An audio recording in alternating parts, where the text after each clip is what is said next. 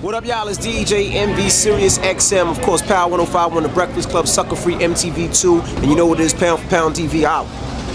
Bitch over here, we gotta go. 49 to 50. 49, we're not street up there. We're going either 49 Street or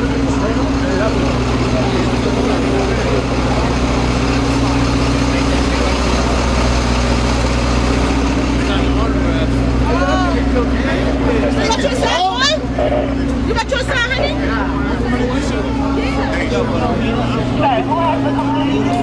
It's the boy P Rilla. You already know what it is, man. Pound for Pound DVD, man. We in Harlem.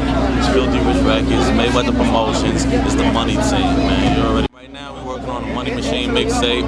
Got 50, got Ron Browse, got Red Cafe, got Jim Jones, as you know, that's Harlem. Got my boy SL500, got Floyd even rapping on the joint, man. So y'all tune in for the Money Machine mixtape and everything coming from the money team. You might want to holler Pound for Pound DVD.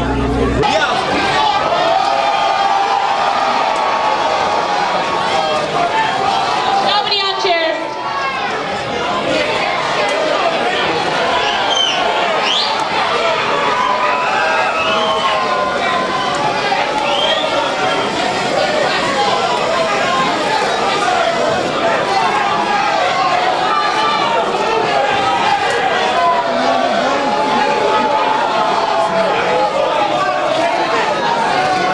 When any guy face Floyd Mayweather, they're going to push themselves to the limit in training camp to prepare themselves mentally and physically. But I mean, you guys know, the media know, I've been here so many times, and it's the same thing over and over again. It's not the money. I got the will to win. I have the will to win. Call me, like I say, call me what you want to call me. I'm a winner and I'm not a cheater. Ellaby, you gotta be proud of the fact that your man stepped to this guy at his best. No catch weight, want to fight the best against the best. First thing he said. First thing I said. First thing he said. As a promoter, this is a hell of a card you got put together. Yeah, it's like I said, it's gonna be unbelievable, and we got a real good shot at breaking the record. Really good shot. And, I'm just happy that, we slowly building our company. Everything takes time. Everything is a building process. We got DeAndre Lattimore, we got Jesse Vargas, and, like I said before, we about to, sign a few more fighters. I'd rather have, not a lot of fighters, not a ton. We want to be able to have enough fighters so we can focus on everybody and keep everybody active and keep everybody busy. The media always take your words and screw them up. Even with the Jeremy Lin situation. Why not? I know that's coming up. They failed to say I said the guy was a good player. They never said I said that. They never said that. But the NBA is something that I love. I'm going to continue to support the NBA, continue to support the NFL because NCAA, men's basketball, that's what I love. Spike Lee just said there's no hard feelings. I said, I'm not mad because I don't know what you said no way. I don't really worry about what you said. The thing is, like I said before, I'm not on the internet. I'm not on the internet every day. If I am on the internet, it's going to see what the line is. If I'm not at home, yesterday I think I bet on Kansas first half. I bet 100,000 on Kansas first half. I beat them for like 83,000 yesterday. Sometimes I post it on Twitter. Sometimes I do, sometimes I don't. Floyd. And you know what's so crazy is everybody think that it's me tweeting. It's not me tweeting. So everybody think, oh, it's Floyd Mayweather that's tweeting. It's not me tweeting. Who's tweeting? I can't tell you. It's a secret, but it's not me tweeting. So you didn't tweet that? You have a hired tweeter? I got more than one person that works, on my Twitter page. But was I'm the one that told him what to tweet? Absolutely, yes I did. Floyd. That you said it looked like we're not going to see you back here. Is there any way Ortiz could work his way back into another shot at At this particular time, I can't say, but I think A lot of times we think because the guy's at 154 that he's bigger. Actually, I'm between the two fighters once I go in camp because you guys, when I'm not training, I'm small. But once I go and all my muscles start working, my body starts to fill out and it starts to get a lot larger. I mean, I think that Ortiz is a bigger fighter than Miguel Cotto. What's your optimum weight? What's the best weight for you to come in? Probably 50, 52.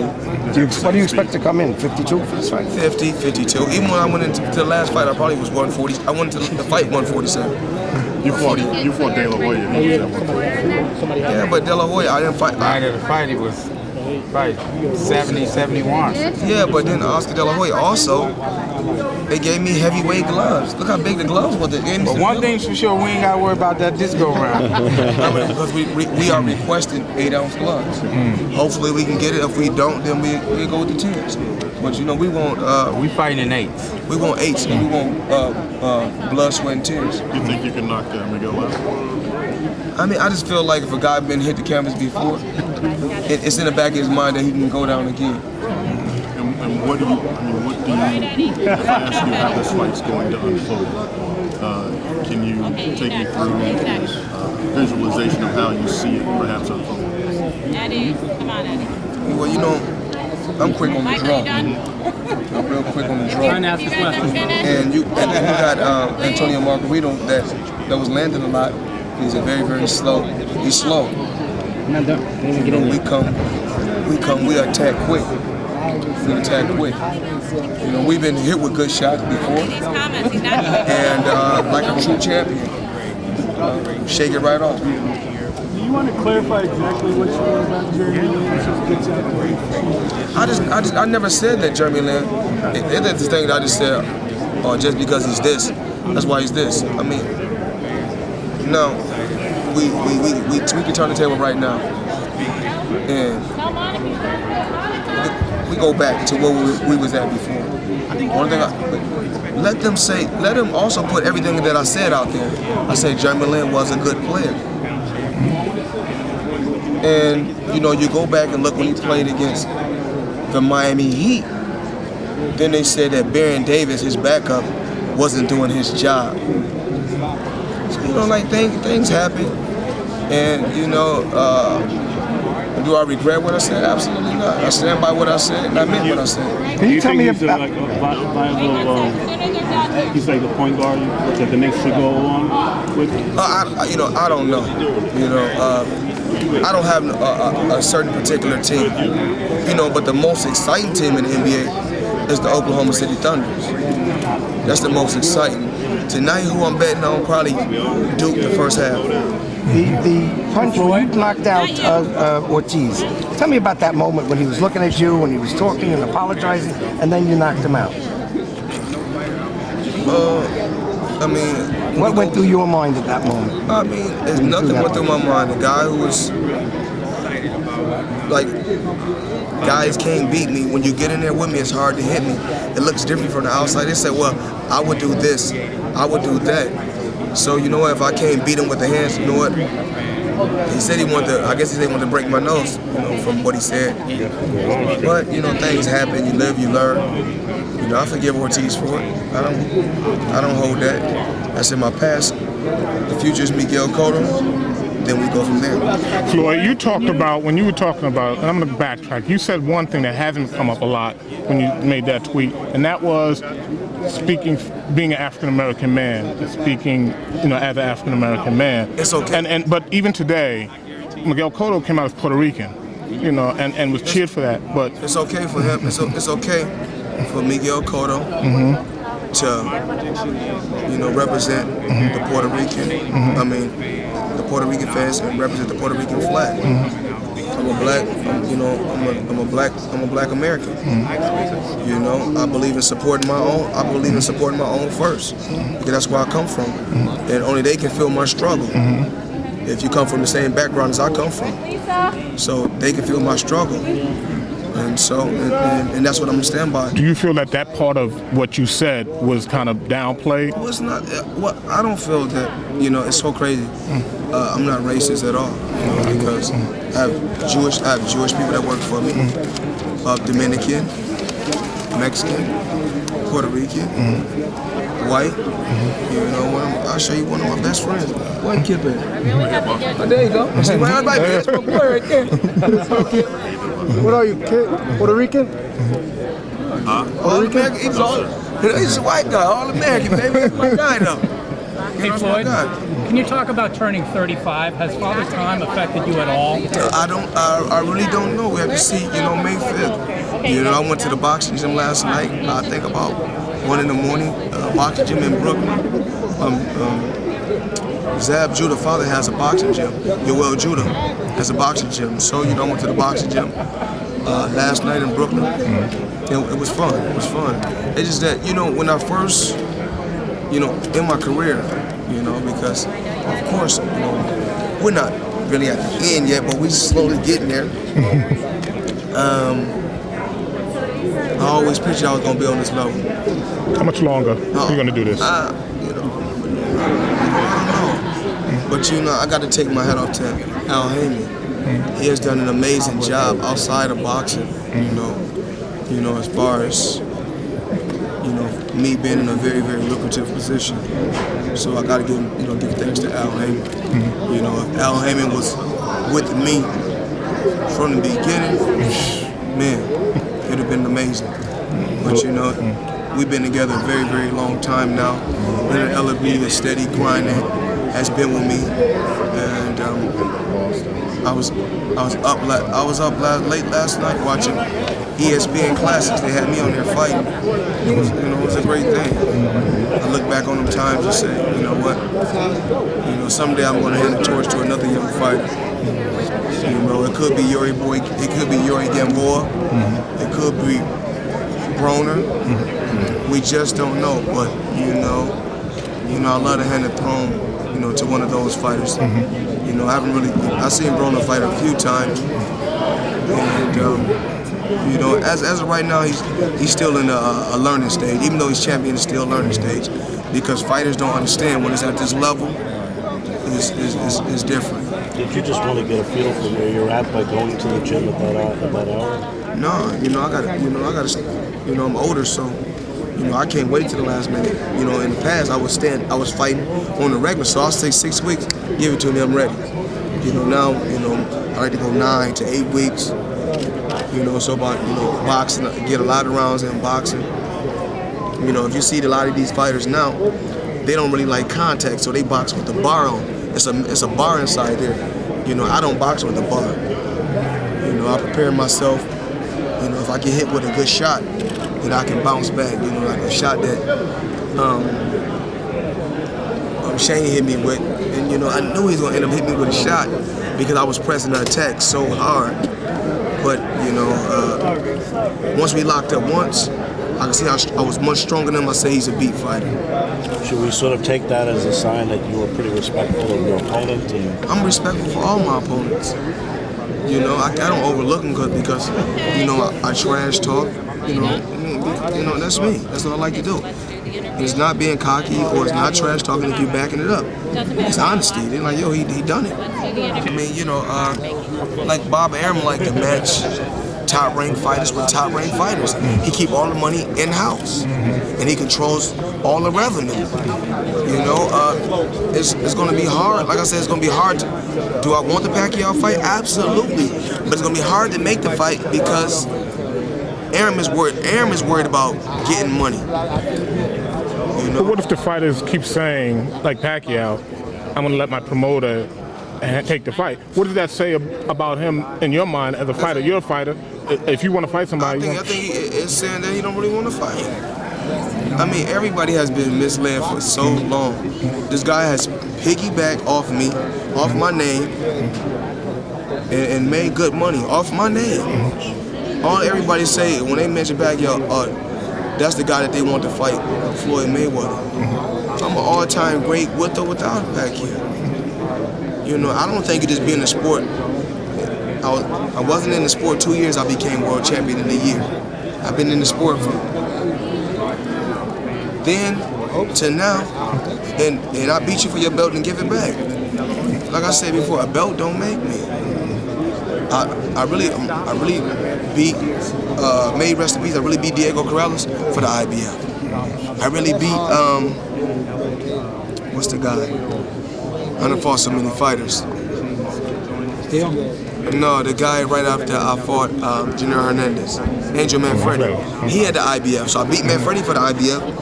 I beat Diego for the IBF. I really beat Shane just for the WBA. These belts I didn't even take. And you know, this guy is fighting guys that catch weights. He don't talk about this. I mean, like I said, he's fighting guys that catch weight. What guys not 100%. Make De La Hoya come from 160 something all the way down to 145. And then tell them, they don't tell you this. Why you think De La Hoya came in the next day only weighing like 147? Because they said you can't even gain a certain amount of weight. If you do, then you got to pay it's fine if it's a certain weight. I'm telling you what's going on in the sport of boxing, the stuff that's going on behind the scenes, that I know what's going on, and they don't like me to let you guys know what's going on, so they want to badmouth me because I'm telling the truth. Floyd, do you think what you did today shows signs of progression for you guys to actually hold the torch the next generation to do their own promotions, that they don't need this bureaucracy, as we could say, in boxing anymore?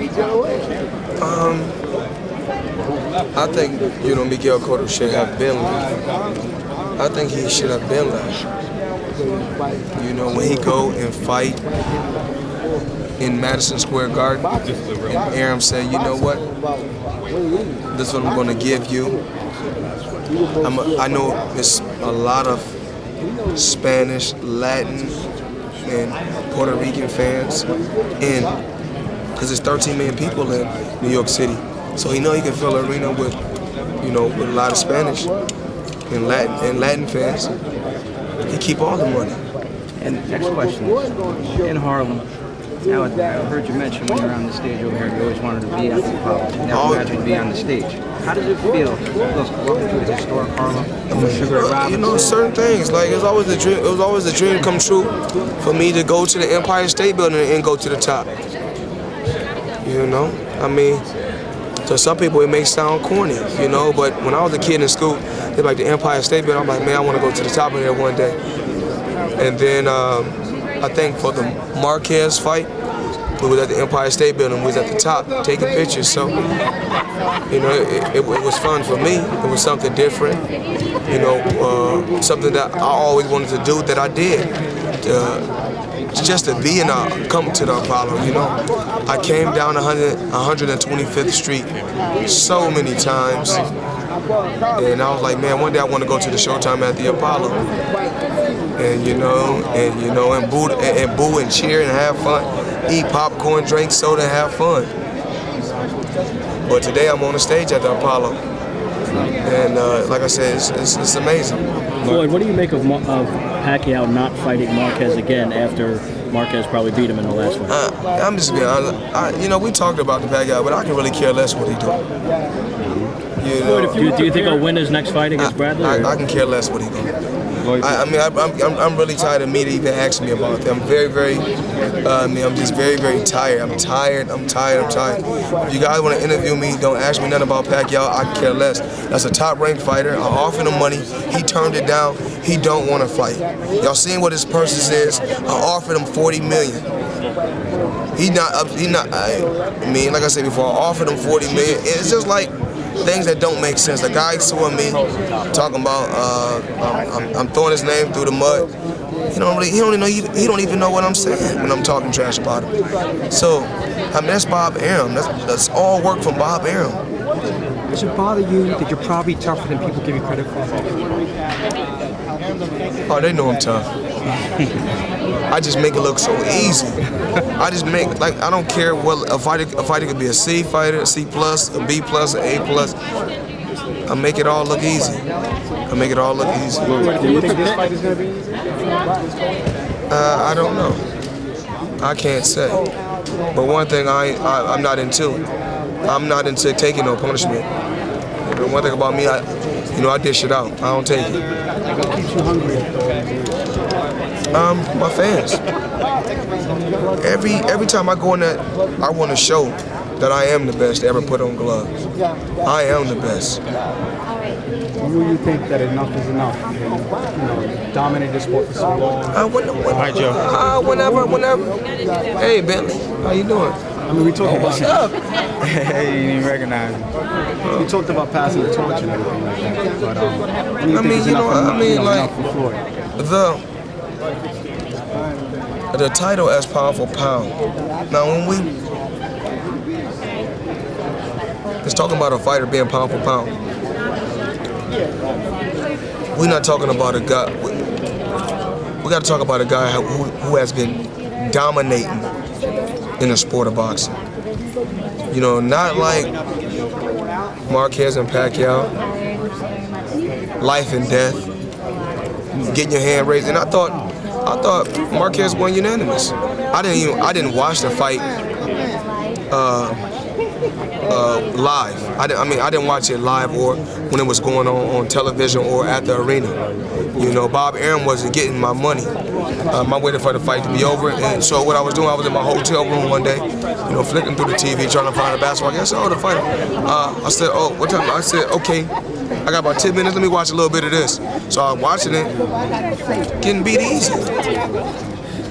Getting beat easy. So, I mean, like I said before, it is what it is. I'm never going to get my just due until I'm going away from the sport for a very, very long time. Why do you think that is? And then everybody going to be saying, you need to be like that fighter Mayweather. You know, he was very, very, he spoke his mind. I'm comfortable at the end of the day because I spoke my mind and I know I was honest. I sleep comfortable at night. You know, I ain't got to look over my shoulder like I'm worried about anything. Of course,